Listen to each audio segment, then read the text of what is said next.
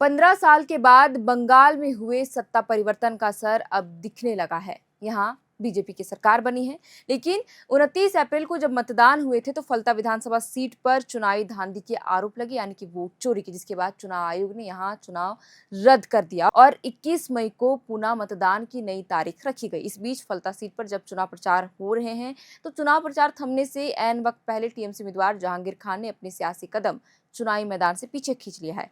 यहां से टीएमसी उम्मीदवार जहांगीर खान ने खुद ही चुनावी प्रक्रिया से किनारा कर लिया है। जहांगीर खान ने ऐलान किया कि अब वह चुनावी प्रक्रिया का हिस्सा नहीं होंगे।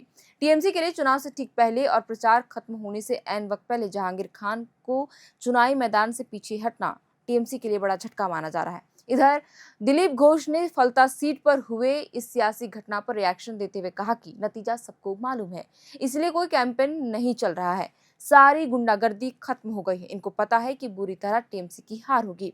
फलता डायमंड हार्बर लोकसभा क्षेत्र का हिस्सा है, जहां दोबारा मतदान की तैयारियों के दौरान तृणमूल कांग्रेस के किसी भी बड़े नेता की मौजूदगी नहीं दिखी। वहीं आगे उन्होंने कहा कि इतने दबाव के बावजूद हमारे कार्यकर्ता चट्टान की तरह अडिग है। वहीं टीएमसी के कार्यकर्ता और नेता ने कहा कि बीजेपी और जो जांच एजेंसियां हैं, प्रशासन के जरिए जो बीजेपी द्वारा फैलाए जा रहे डर का लगातार हम विरोध करें। हालांकि कुछ लोग आखिरकार इस दबाव के आगे झुक गए हैं और उन्होंने चुनावी मैदान से हटने का फैसला कर लिया। हम इसकी कड़ी निंदा करते हैं। बंगाल विरोधी बीजेपी के खिलाफ हमारी लड़ाई जारी रहेगी, फिर चाहे पश्चिम बंगाल में हो या दिल्ली में।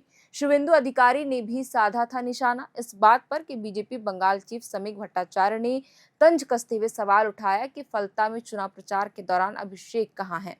इसी तरह पश्चिम बंगाल के मुख्यमंत्री शुवेंदु अधिकारी ने भी जहांगीर खान पर निशाना साधते हुए पूछा, पुष्पा कहां है। जहांगीर खान के फैसले पर टीएमसी ने कहा, फलता में दोबारा होने वाले चुनाव से हटने का जहांगीर खान का फैसला उनका निजी फैसला है, पार्टी का नहीं। आगे कहा गया कि 4 मई को चुनाव नतीजे घोषित होने के बाद से अकेले फलता विधानसभा क्षेत्र में हमारी पार्टी के 100 से अधिक कार्यकर्ताओं को गिरफ्तार किया जा चुका है।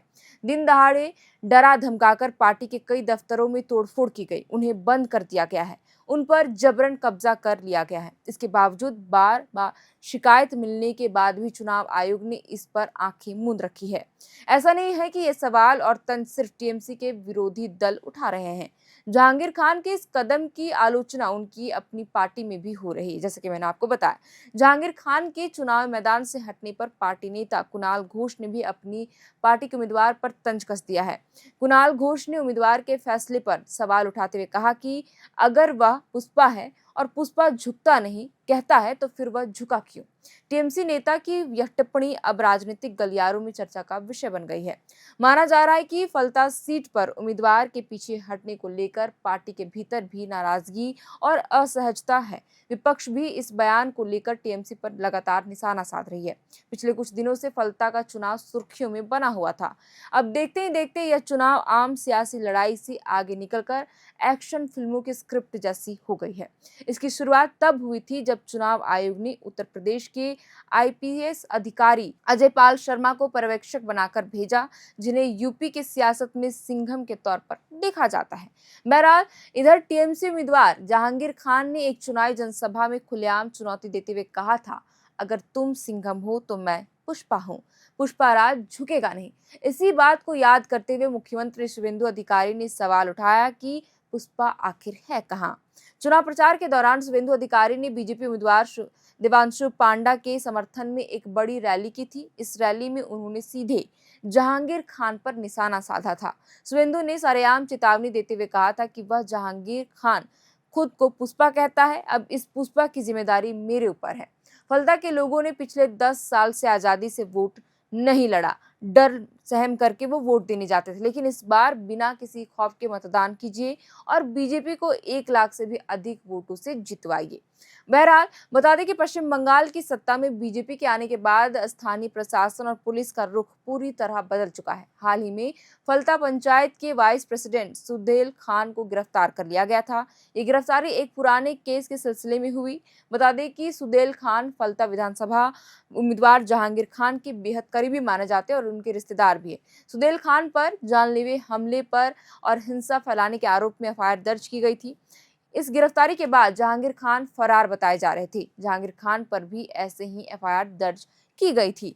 फिर रिपोलिंग के महज 72 घंटे पहले टीएमसी उम्मीदवार रहे खान ने कलकत्ता हाईकोर्ट का दरवाजा खटखटाया। जहांगीर खान का आरोप था कि उनके खिलाफ राजनीतिक साजिश के तहत कई झूठी एफआईआर दर्ज कराई गई है। इन्हीं मामलों के चलते उन्होंने अपनी जान माल की सुरक्षा सुनिश्चित करने के लिए उच्च न्यायालय का रुख किया था। कलकत्ता हाईकोर्ट ने कहा कि जहांगीर खान को 25 मई तक गिरफ्तार नहीं किया जा सकता, हालांकि उन्हें जांच में पूरा सहयोग करना होगा। बता दें कि हाईकोर्ट से छूट मिलने के बाद जहांगीर खान पुलिस की निगरानी में प्रचार कर रहे थे, लेकिन उनके लिए वोट मांगने टीएमसी की तरफ से कोई बड़ा नेता नहीं पहुंचा। ऐसे में उन्होंने निराश होकर चुनावी मैदान से अपने पैर पीछे खींच लिए। फलता विधानसभा क्षेत्र को टीएमसी का सुरक्षित गढ़ माना जाता रहा है अब से, और पिछले 15 साल से टीएमसी यहां जीतते आई है, लेकिन बीजेपी इस सीट पर हर हाल में जीत का परचम फहराना चाहती थी। इधर जहांगीर के साथ प्रचार के लिए कोई नहीं दिख रहा था। यही वजह है कि वोटिंग से ऐन वक्त पहले यानी कि 2 दिन पहले ही चुनाव से अपने कदम जहांगीर खान ने पीछे खींच लिए और बीजेपी की राह अब यहां आसान हो गई। अब देखना होगा कि 21 मई को जब यहां पर वोटिंग फिर से होगी तब क्या कुछ चुनावी नतीजे आएंगे, किस तरीके से वोटिंग की जाएगी, क्या फिर से धांधली के आरोप लगेंगे और क्या चुनाव प्रक्रिया पूरी तरीके से सफलतापूर्वक पूरी हो जाएगी। और जो भी नया अपडेट आएगा फलता विधानसभा सीट को लेकर के हम लगातार अपडेट आपको देते रहेंगे। फिलहाल के लिए इस वीडियो में इतना ही। आप देख रहे थे एयर नाउ। मेरा नाम है शरतन। इस खबर को लिखा था हमारे सहयोगी साक्षी पांडे ने और कैमरे के पीछे मौजूद है हमारी सहयोगी सुमन। बहुत बहुत शुक्रिया।